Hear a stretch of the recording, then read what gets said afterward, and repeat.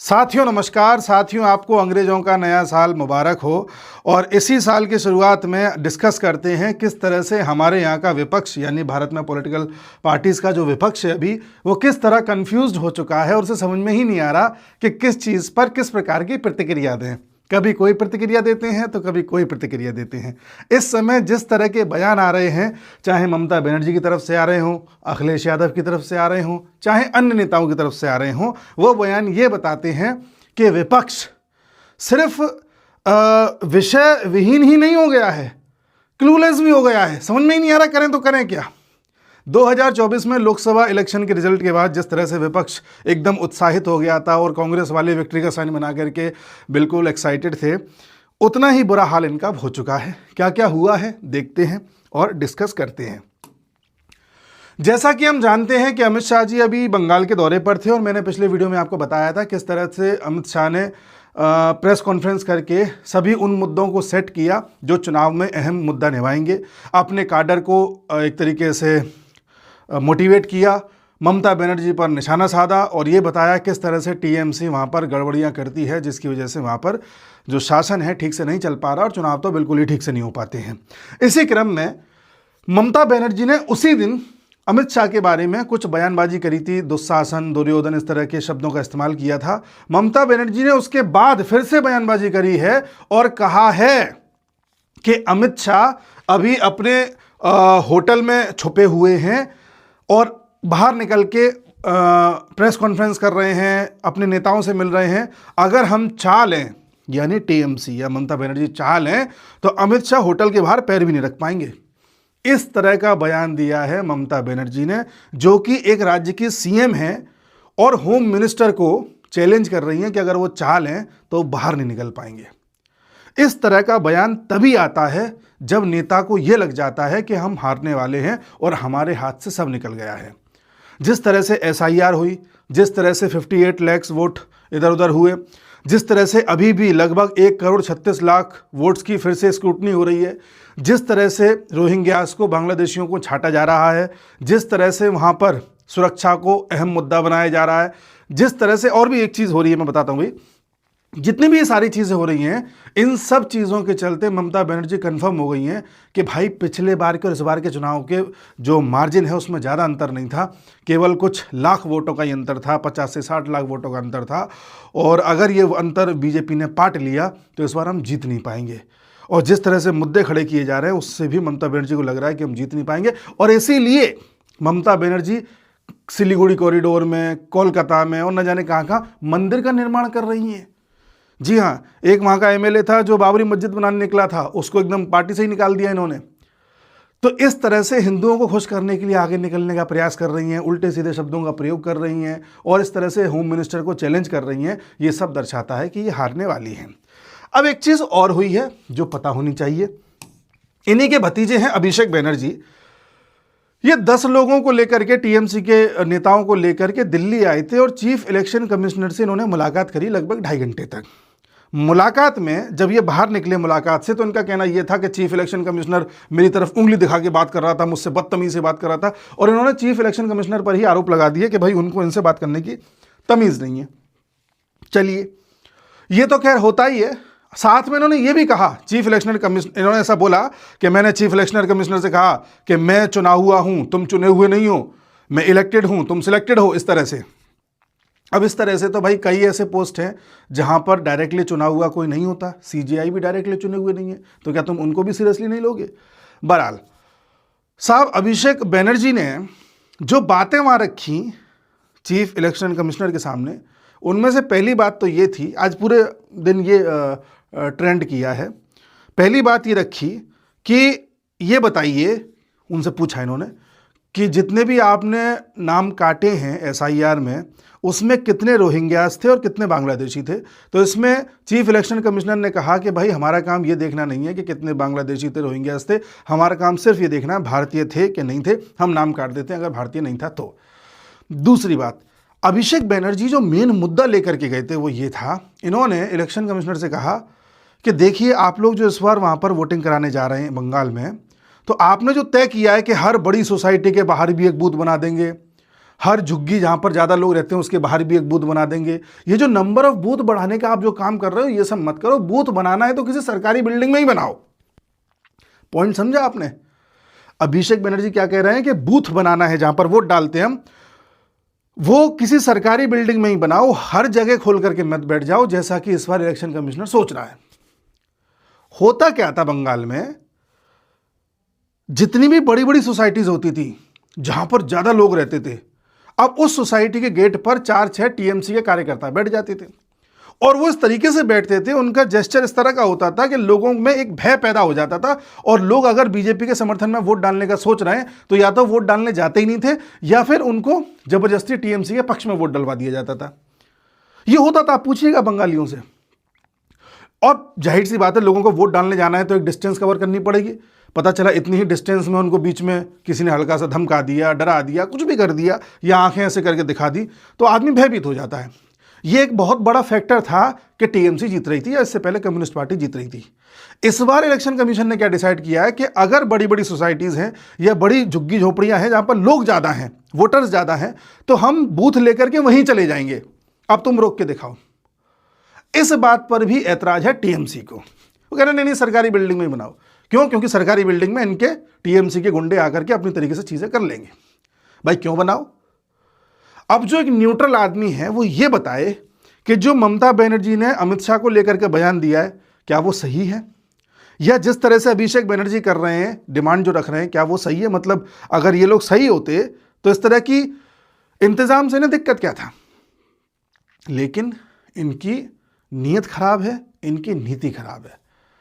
ममता बनर्जी ये भूल गई हैं कि एक टाइम था, शरद पवार को ये गलतफहमी थी कि मैं महाराष्ट्र की पॉलिटिक्स का बहुत बड़ा चाणक्य हूं। आज शरद पवार दिखाई नहीं देते पॉलिटिक्स में हैं कहाँ, अजित पवार के साथ हाथ मिलाते फिर रहे हैं। ऐसी ये गलतफहमी थी प्रशांत किशोर को कि मैं ही पार्टीज को चुनाव जिताता हूं। इस बार बिहार की पॉलिटिक्स में उनका क्या हाल हुआ है वो समझ गए हैं, सामने थे अमित शाह। ऐसी ही एक गलतफहमी थी उद्धव ठाकरे को कि एक बार 2019 में महाराष्ट्र का इलेक्शन हो जाए, उसके बाद मैं पाला बदल लूंगा, कोई क्या कर लेगा। उनकी पार्टी का क्या हाल हुआ है सब जानते हैं, पंगा लिया था अमित शाह से। और अब यही गलती कर रही हैं ममता बनर्जी। तो जान लीजिए, अगर अमित शाह की सीधी नज़र पड़ गई तो वेस्ट बंगाल के इलेक्शन में ममता बनर्जी की पार्टी की 100 सीटें भी नहीं आएंगी। ये भूल रही हैं। पर ठीक है भैया, गलतफहमी में या कहें कि जब हार रही हैं तो कुछ भी कहें, कुछ भी करें, अब तो क्या ही कर सकते हैं, डूबता क्या ना करता। तो साहब ये स्थिति इन्होंने बंगाल में करके रख दी है और इसीलिए बंगाल का इलेक्शन अब बहुत ज़्यादा ये उम्मीद जताई जा रही है कि हो सकता है बीजेपी जीती जाए।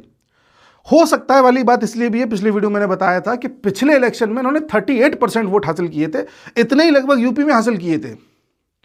किसी भी जगह जीतती है कोई पार्टी तो इतने ही वोट हासिल करती है, कोई बहुत ज़्यादा ही अगर मार्जिन से जीत रही तो बात अलग है। और वोटों का मार्जिन भी उतना ज़्यादा नहीं था कि साहब 2 करोड़ वोट का अंतर हो, 50 से 60 लाख वोटों का अंतर था, जिसको अब 58 लाख तो SIR में वैसे ही कट गए। 1 करोड़ 36 लाख वोटों की स्क्रूटनी हो रही है, उसमें न जाने कितने और छट जाएंगे। अच्छा, उसमें भी अभिषेक बनर्जी को दिक्कत है। अभिषेक बनर्जी इलेक्शन कमिश्नर से कहकर के आए हैं कि ये जो 1 करोड़ 36 लाख वोटर्स को दोबारा से आप इनकी छानबीन कर रहे हो, इनमें कई ऐसे वोटर्स होंगे जिनको कंफर्म करने के लिए आप उनको बुलाओगे दफ्तर में। अब उनमें से 50 साल के ऊपर के जो लोग होते हैं उन्हें चलने में दिक्कत होती है, इसलिए वो आ नहीं पाएंगे। तो आप एक काम करो, कुछ ऐसा करो कि आप उन्हें ना आना पड़े। तो इलेक्शन कमिश्नर ने कहा ठीक है, काम करते हैं, हम 60 साल तक की सीमा तय कर देते हैं, इससे ऊपर के वोटर को हम आने के लिए मजबूर नहीं करेंगे, उनको वहीं पे जाकर के उनका वेरिफिकेशन कर लेंगे। साथ में इन्होंने ये भी कहा अभिषेक बनर्जी ने कि अगर आप जा रहे हो उनका वेरिफिकेशन करने के लिए तो एक BLA भी आपने साथ ले जाना, TMC का BLA यानी बूथ लेवल एक्टिविस्ट या एजेंट जो होता है, एजेंट जो पॉलिटिकल पार्टी का होता है। इस पर इनका कहना था इलेक्शन कमिश्नर का कि भाई क्यों लेके जाएं, जब हम SIR करने आए थे तब तुम्हारे BLA मौजूद थे, हमारे BLO मौजूद थे, उसने सब जानकारी दे दी, उसने सब देखा, बात खत्म हो गई। BLO को हर जगह लेके साथ क्यों जाए? मतलब ये चाहते हैं TMC वाले कि हर जगह TMC का कार्यकर्ता साथ साथ चले और वोटर को धमकाता रहे, डराता रहे, ये मत कर देना, वो मत कर देना, ऐसे करके। अब आप देख लीजिए। तो ये हाल है बंगाल का। बंगाल की कंफ्यूज्ड पॉलिटिक्स, कंफ्यूज्ड पॉलिटिशियंस ये सिद्ध कर रहे हैं कि इस बार जीतने वाली है भाजपा। दिल्ली में भी ऐसे ही लग रहा था कि कहीं केजरीवाल जीतना जाए, जीतना जाए, जीतना जाए, लेकिन अंत में भाजपा जीत गई। तो ऐसा ही कुछ अभी लग रहा है बंगाल का। बाकी अभी कुछ नहीं कह सकते, जल्दबाजी है। जब तक इलेक्शन नज़दीक ना आ जाए, 15-20 दिन ना बचे इलेक्शन को, तब तक कुछ भी कह पाना मुश्किल है। चुनाव है, चुनाव में कुछ भी हो सकता है। ऐसा ही एक मामला इनके साथ भी है। ये अलग कंफ्यूज्ड है। अखिलेश यादव शुरुआत से ही एसआईआर को लेके कंफ्यूज है कि क्या बयान दूं क्या ना दूं। पहले इन्होंने कहा कि हम एसआईआर नहीं होने देंगे, फिर इन्होंने कहा कि एसआईआर करवाओ और आधार कार्ड को जोड़ दो, उसमें आधार कार्ड से ही करवा दो। फिर इन्होंने कहा, बयान पे बयान बदले हैं। उसके बाद इन्होंने कहा कि भाई एसआईआर तो एक ऐसी प्रक्रिया होनी चाहिए जिसमें वोट जोड़ें, ये तो वोट काटने की प्रक्रिया है, ठीक है। उसके बाद इन्होंने कहा कि एसआईआर में तो साजिश के तहत उस जगह के वोट काटे जा रहे हैं जहां पर अक्सर करके सपा जीतती है। हमारी जो बेल्ट है सपा वाली, वहां पर वोट कट रहे हैं, हर जगह लगभग 2 से 2.5 लाख वोट कट रहे हैं। फिर आपको याद होगा योगी जी ने एक बार बोला था कि इस बार जो एसआईआर हो रही है उसमें करीब करीब 4 करोड़ वोट कट जाएंगे, तो जितने भी बीजेपी वाले हैं, जितने भी भाजपा वाले हैं, वो रिलैक्स ना हो जाएं। हो सकता है इसमें 80 से 85% वोट जो कट रहे हो भाजपा के वोट कट रहे हो, तो सब अलर्ट रहिएगा, रिलैक्स मत हो जाइएगा। जब इन्होंने योगी जी की वो बात सुनी, तब इन्हें ऐसा लगने लगा कि हाँ, ऐसा भी तो हो सकता है कि कोई हिंदू ही जाकर के अपना वेरिफिकेशन ना करा रहा हो सकता है भाजपा का ही वोट कट रहे हो। तो ये और एक्साइटेड हो गए। तब इन्होंने एक और बयान दे दिया।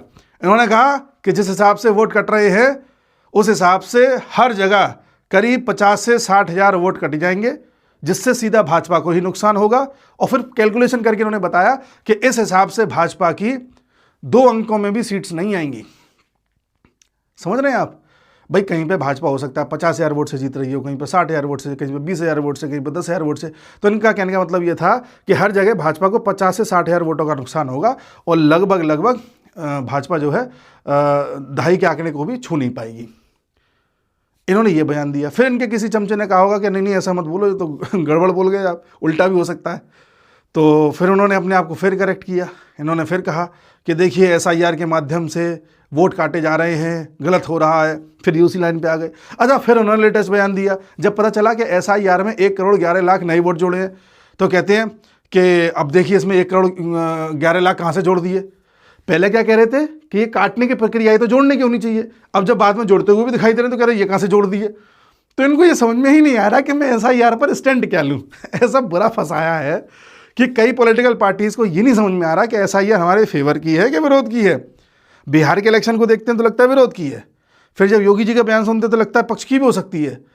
फिर जब और जगहों का भी ऐसे जैसे पता चलता है कि भाई इस क्षेत्र में कुछ हिंदू ऐसे हैं जो अपना वेरिफिकेशन कराने नहीं गए हैं, तो इनको लगता है कि हाँ हिंदू तो घर से निकलता ही नहीं है, हो सकता है भाजपा को ही नुकसान हो रहा हो, तो ये भी थ्योरी लगा लेते हैं। तो इस समय विपक्ष क्लूलेस है, करें तो करें क्या। ऐसी स्थिति में महाराष्ट्र में देखिए म्यूनिसिपल कॉरपोरेशन के चुनाव हैं और 15 जनवरी को चुनाव होने हैं, जिसमें 29 म्यूनिसिपल कॉरपोरेशंस के चुनाव होने हैं। मुंबई में भी होना है। उद्धव ठाकरे की जो शिवसेना है उसका जो मेन होल्ड है वो बीएमसी ही होता है, बॉम्बे म्यूनिसिपल कॉरपोरेशन का। अगर ये वो भी हार गए तो इनके हाथ से महाराष्ट्र की पॉलिटिक्स चली जाएगी। मैं उद्धव ठाकरे की बात कर रहा हूँ। प्लस बीएमसी ही एक जरिया है इनका जहाँ से ये मनी कलेक्शन करते हैं, पैसे का भी कलेक्शन होता है, तो वो भी एक बड़ा फैक्टर इनके हाथ से निकल जाएगा। अमित शाह ने इनकी पार्टी की वो दुर्दशा कर दी है कि 2 चचेरे भाई जो साथ आने को कभी तैयार नहीं थे, उद्धव ठाकरे और राज ठाकरे, वो साथ आकर के इस चुनाव को लड़ रहे हैं। कैसे भी उद्धव ठाकरे इस चुनाव में बने रहना चाहते हैं, जीत जाना चाहते हैं।